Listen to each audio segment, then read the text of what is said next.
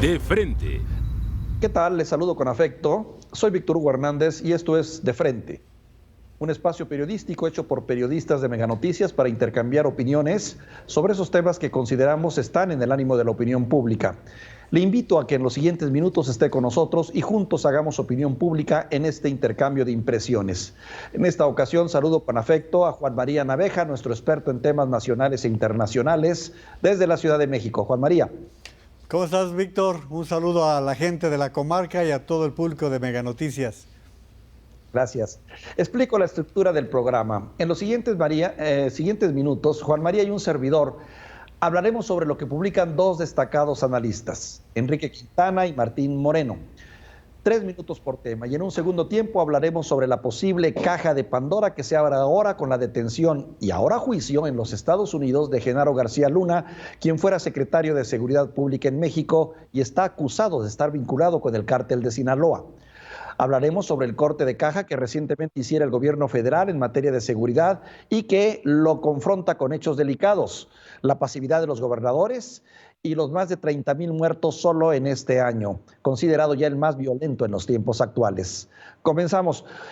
Hoy en su columna en El Financiero, Enrique Quintana, experto en temas económicos, bajo el título SEADE, los secretos de un acuerdo, habla lo que se dio entre telones en los últimos días previos a la ratificación de este nuevo acuerdo comercial entre México y los Estados Unidos. ¿Qué opinas, Juan María? Bueno, esa es la opinión de SEADE que les dio en una entrevista que tienen en la cadena de televisión del periódico El Financiero. Pero también habrá que decir, Víctor, que nosotros sabíamos desde antes que habían ocurrido ciertos distanciamientos porque SEADE le habría pedido tanto a algunos funcionarios públicos como empresarios que lo dejaran solo en los últimos 5 días. También hace la revelación de que estuvieron a punto de que el martes, que era la reunión para la firma de la adenda, no se produjera porque no se había dado el beneplácito por parte de la fracción demócrata en la Cámara de Representantes. Lo que sucede es que Nancy Pelosi la jugó de primera intención en los dos términos, porque primero anunció que los demócratas iban a aprobar la parte que a ellos les correspondía del Tratado de Libre Comercio y más tarde, 1 hora después, estarían anunciando los artículos para el juicio contra el presidente Donald Trump. Es decir, fue un martes redondo para los demócratas, mientras que ponían de nervios a la negociación México-Estados Unidos-Canadá, Víctor.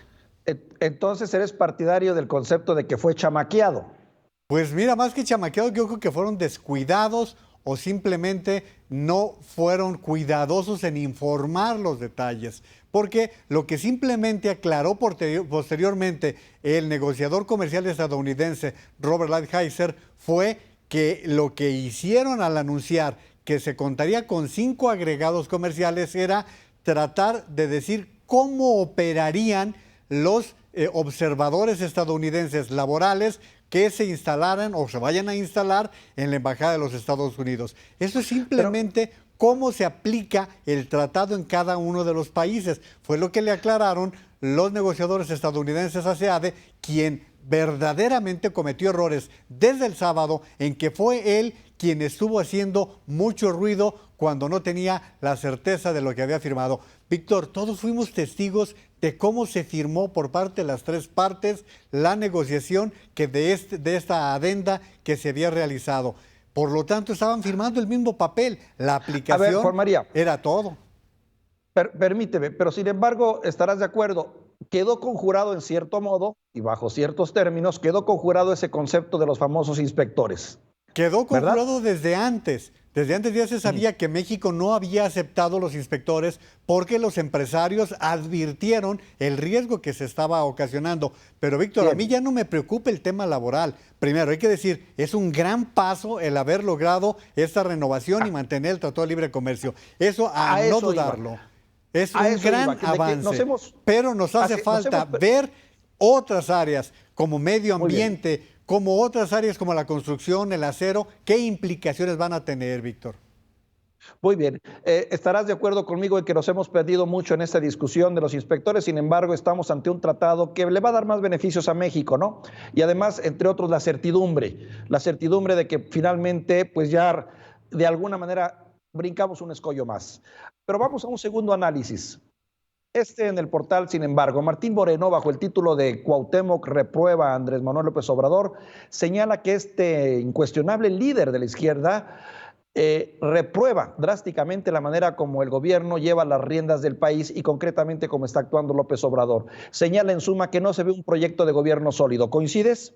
Con Cuauhtémoc Cárdenas puedes estar en desacuerdo en muchos temas, pero nunca, Víctor, jamás podrás regatearle su congruencia y su compromiso y amor por México. Cuauhtémoc Cárdenas es un líder de la izquierda que le ha costado el sacrificar muchas cosas y en una entrevista con el diario El País hizo todas estas declaraciones que ahora retoma Martín Moreno en su artículo en Sin embargo, en el portal Sin embargo.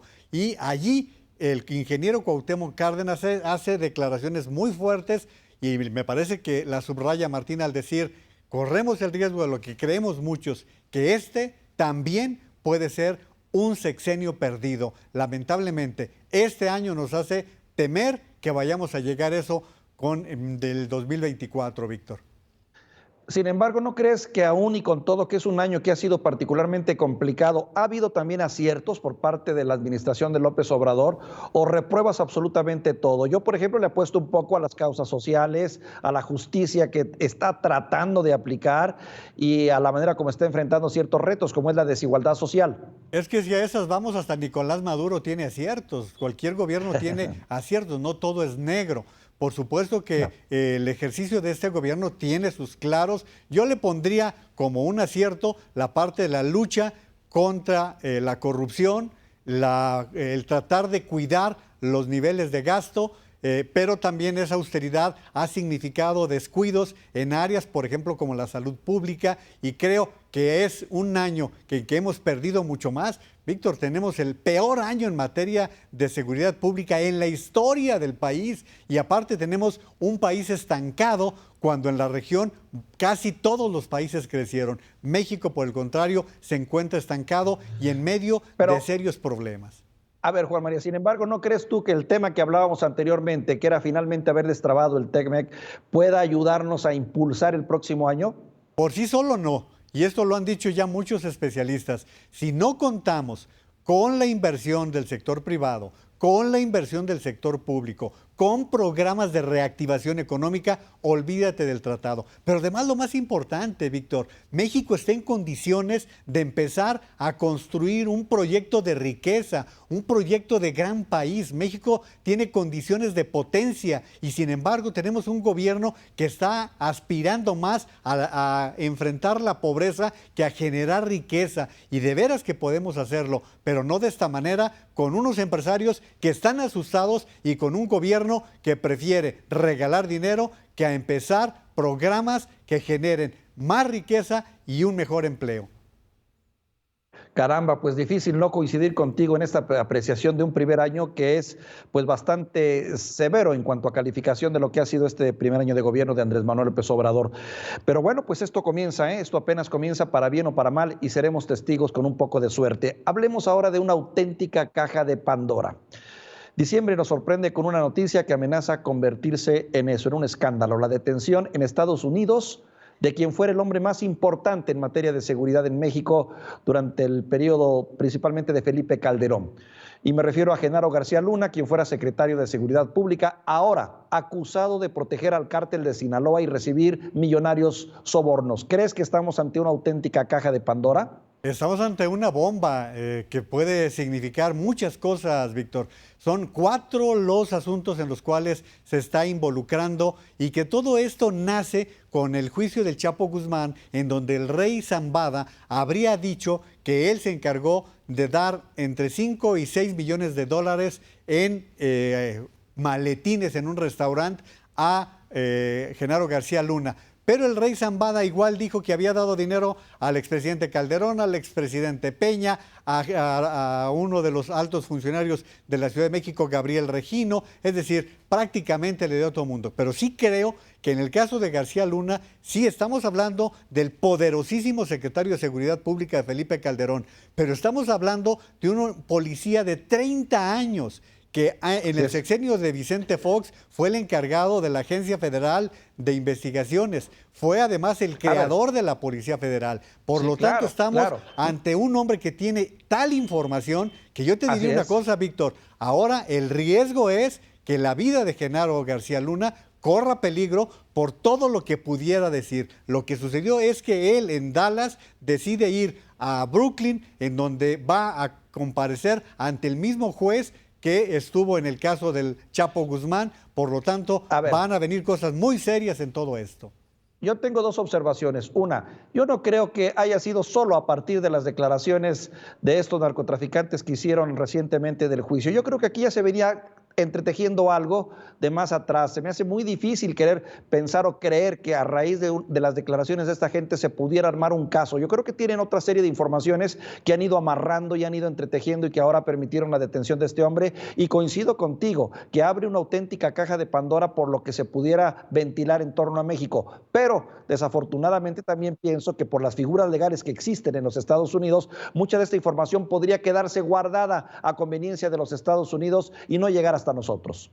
Tienes toda la razón, Víctor, porque hay que tomar en consideración estas 4 asignaciones que se están presentando para el juicio. Uno, haber mentido en el caso del proceso de certificación que recibió para recibir la ciudadanía estadounidense. 2, las acusaciones de haber recibido dinero del narcotráfico. 3, haber apoyado el tráfico de enervantes entre México y Estados Unidos. Y 4, enriquecimiento ilícito, que son los que se está ventilando en este juicio. Pero creo que hay mucho por ver. No creo que, como tú, que haya sido de la noche a la mañana. Es un caso que se debió construir, porque además recordemos que García Luna tenía por lo menos 20 años trabajando con organismos de seguridad de los Estados Unidos. Y sabes que también se va a complicar mucho la misma relación con los Estados Unidos, porque bien sabemos cómo se las gastan la DEA y otros organismos allá, que tienen también vínculos y lazos muy estrechos, al igual que en México, con el crimen organizado a través de componendas, alianzas y demás. O sea que va a estar muy, muy difícil este asunto, y sí, también preveo contigo una auténtica tormenta, una auténtica caja de Pandora. Pero a ver, esto me lleva a los otros datos, Juan María. Esta semana, a través del Secretariado de Seguridad, del Secretario de Seguridad, Alfonso Durazo, se dio a conocer los datos en materia de seguridad que hablan, según él, de un punto de quiebre ligeramente a favor en esta espiral de inseguridad. Sin embargo, pues también evidencia varios hechos, como por ejemplo la poca atención que han recibido o que han tenido los gobernadores para tratar este asunto, al decir que asisten o no a las reuniones. ¿Crees tú que se está tocando realmente el problema de fondo? Los puntos de quiebre de Alfonso Durazo a mí me dan pánico. En la anterior ocasión que él anunció un punto de quiebre, ocurrió por la tarde el Culiacanazo. Simplemente hay que subrayarlo. Alfonso Durazo es un incompetente en materia de seguridad y es un hombre que habla de más. No perdamos de vista que él viene de secretario particular de Luis Donaldo Colosio, de secretario particular de Vicente Fox. Él ha estado prácticamente también en el juego que el presidente López Obrador habla de los tiempos neoliberales. Pero yendo al caso concreto de la información, uno quisiera que fueran menos estadísticas, y lo que está diciendo está de alguna manera mintiendo. Mira, te voy a poner un caso muy concreto. Hablan de 72,000 efectivos de la Guardia Nacional, pero nunca nos dicen dónde están los 23,000 o 27,000 elementos de la Guardia Nacional que están custodiando en la frontera sur, que no se dé el flujo de migrantes hacia los Estados Unidos. Yo no sé dónde quedó todo ese personal del cual no nos dan ninguna información. Y por lo que se refiere a que no acudan los gobernadores, no se trata de eso, porque estamos en los extremos. La jefa de gobierno es la que más ha asistido, y ya estamos viendo cómo están las cosas en la capital. Mientras que en Querétaro no ha asistido a ninguna el gobernador y tiene unos excelentes números. Ahora, si fuera cosa de empezar temprano, te pongo el caso de Culiacán, Víctor. ¿Tú crees que un caso que comenzó a las 3:30 de la tarde no debieron saberlo en la mañanera cuando se juntaron a las 6 de la tarde? ¿Tú crees que ese operativo, que tuvo tanta repercusión y tanta implicación para este gobierno, no se sabía desde las 6 de la mañana? No, si se tratara de empezar temprano, pues que no duerman, pero que haya seguridad para todos los mexicanos. Y estamos viendo que la inseguridad no tiene una estrategia en este gobierno. Este gobierno está trabajando sin una estrategia que nos dé seguridad a los mexicanos. Oye, y bueno, yo te soy sincero, para mí las señales también son importantes. El levantarse temprano es cierto, no es tan trascendental ni tan importante en este contexto, pero manda mensajes, ¿no? Y manda mensajes del sentido de una realidad que sí estamos viviendo. Muchas de las fallas en materia de seguridad se debe a la irresponsabilidad de los gobernadores que cómodamente avientan el paquete a la federación y que no se han puesto a trabajar históricamente en la formación de sus policías, en la formación de su investigación, en la formación de inteligencia, en la procuración de justicia, por ejemplo. Sí, Víctor, pero esta historia ya la escuchamos con Fox, con Calderón y con Peña Nieto. Y el presidente López Obrador nos dijo que en 6 meses él la arreglaba. Por supuesto que estoy de acuerdo contigo. Tú estás en un municipio en donde ha habido problemas muy serios y en un estado en donde el crimen organizado ha hecho de las suyas. Por lo tanto, creo que en Coahuila podría ser un modelo de lo que hemos sufrido en México. A ver, pues, entonces, fallas de origen. Podríamos concluir en este apartado. Yo diría fallas de estrategia, Víctor, no hay estrategia. Fallas de origen en este corte de caja, en esta cuestión de seguridad que se acaba de dar en estos días y que pone en evidencia también problemas estructurales. ¿No lo crees? Así es, y que están evidenciando simplemente que hay razones por las cuales no estamos seguros los mexicanos y vamos a cerrar el año con el mayor número de homicidios dolosos en la historia de México. Pues Juan María, apretado este análisis, te agradezco mucho tu opinión como siempre. Te agradezco mucho también que me hayas ayudado a contemplar esto. Oye, pero quiero marcar un poquito el compás de espera en esto. Las responsabilidades, estamos hablando también de las responsabilidades. ¿Quedan solo en los gobiernos estatales y en el gobierno federal o hay más involucrados? No, los municipios tienen una gran responsabilidad, Víctor, los municipios que muchas veces estamos viendo, ellos les asignan a la seguridad pública a quienes les entregan los propios criminales. Y bueno, para decirte, y permíteme que me vaya con otro tema, pero vete para la sorpresa, parece ser que el PRD llevará como candidato al gobierno de Michoacán al Buki Marco Antonio Solís. Parece que el ejemplo que se vivió en Morelos con Cuauhtémoc Blanco, pues está cundiendo y bueno, pues todo parece indicar que el PRD ya se está inclinando por el famoso compositor y cantante. Oye, no, es que la verdad yo no entiendo por qué a veces hacemos de la política algo que debería ser algo serio, se vuelve algo tan irresponsable y con tal de poder ganar posicionamientos y ganar puestos de elección popular y demás, ponemos gente que pues caramba, será un muy buen artista, pero de allá de tener capacidad para enfrentar problemas de gobierno. Pues ve, precisamente por eso vivimos este tipo de situaciones. Morelos está pasando verdaderos problemas con la seguridad, claro, porque el señor Cuauhtémoc Blanco habrá sido un gran futbolista, pero la verdad, como gobernador deja mucho que desear. Y cerrando con el tema, que es el que estábamos tratando, de la no asistencia de los gobernadores, creo que los gobernadores panistas dieron a conocer un comunicado en el cual dicen que lo que no están de acuerdo es que el gobierno federal quiera cargarle a los estados la responsabilidad de lo que está pasando con la inseguridad en el país. Y yo redondearía, Víctor, con lo que tú decías, son las 3 instancias de gobierno, pero no solo eso, nos está faltando Estado, nos está faltando que los demás organismos, ve lo que pasa con el sector judicial, que también le hace falta hacer lo suyo, y también los legisladores. Mira, yo pondría que nos está faltando trabajar en el ámbito social, nos está faltando trabajar en el ámbito de la fuerza, también en el ámbito de la justicia, trabajar en los reclusorios, trabajar en fin, tenemos un tiradero en casa y pareciera que no hay un proyecto para sacar adelante esto en materia de seguridad, ¿no crees? Totalmente de acuerdo, hay muchas asignaturas pendientes en el país, Víctor.